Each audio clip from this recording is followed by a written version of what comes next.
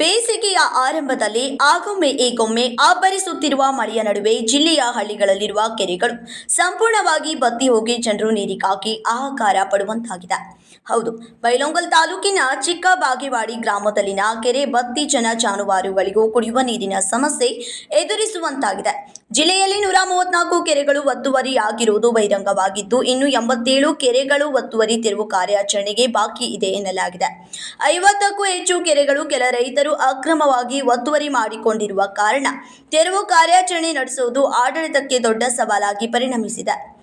ಒಂದೆಡೆ ಜಿಲ್ಲಾಡಳಿತ ನರೇಗಾ ಯೋಜನೆ ಅಡಿ ಕೆರೆಗಳ ಸಂರಕ್ಷಣೆ ಕಾರ್ಯ ಕೈಗೊಂಡಿದ್ದು, ಕೆರೆಗಳ ಸುತ್ತಲೂ ಬದಿಗಳ ನಿರ್ಮಾಣ, ತಡೆಗೋಡೆ ಹಾಗೂ ಅಭಿವೃದ್ಧಿ ಕಾಮಗಾರಿಗಳನ್ನು ನಡೆಸಲಾಗುತ್ತಿದೆ.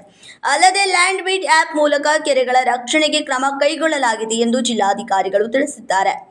ಆದರೆ ನೆಲಮಟ್ಟದ ವಾಸ್ತವ ಚಿತ್ರಣ ಬೇರೆ ಕತೆ ಹೇಳುತ್ತಿದೆ.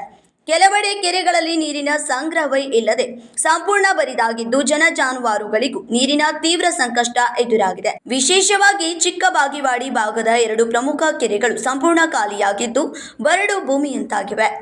Vinod Kolkar, KMM Kannada news, Belagavi.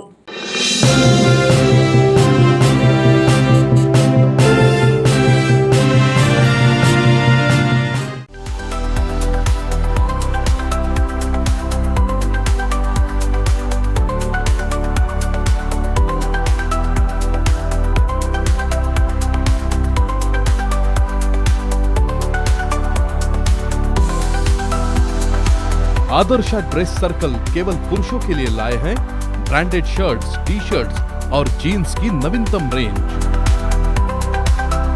Adarsh dress circle, खड़े बाजार, बेलगावी।